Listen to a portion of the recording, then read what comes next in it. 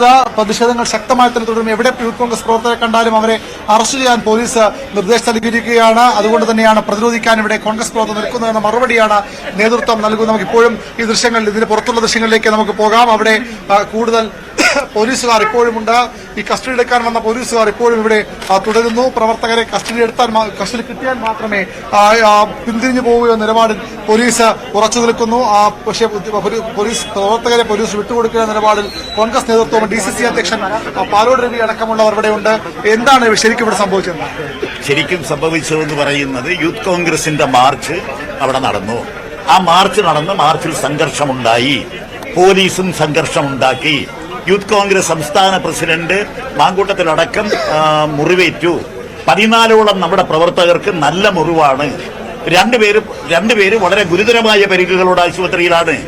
പ്രതിപക്ഷ നേതാവ് ഇത് അറിഞ്ഞുകൊണ്ട് ആ സംഘർഷം ഒഴിവാക്കി അത് സമാധാനപരമായി അവിടെ നിന്ന് പിരിഞ്ഞു പോകണമെന്ന് പറഞ്ഞ് അവിടെ വന്ന് ജാഥയായി അവരെ കൂട്ടിക്കൊണ്ട് വരികയായിരുന്നു. പോലീസ് പിറകെ വന്ന് അവരെ അറസ്റ്റ് ചെയ്യുമെന്ന് പറഞ്ഞു.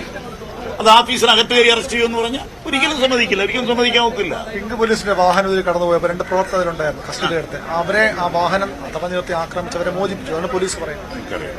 എനിക്കറിയാവുന്നുള്ള കാര്യം എനിക്കറിഞ്ഞൂടാ. കാരണം എനിക്കതറിയില്ല. കാരണം ഇപ്പോഴുണ്ടായ സംഭവം എന്താണ്?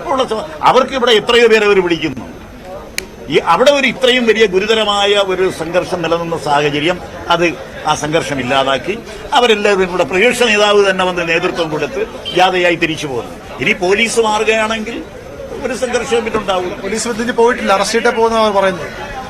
ഈ ഓഫീസിനകത്ത് കയറി അറസ്റ്റ് ചെയ്യാൻ നോക്കുന്നു.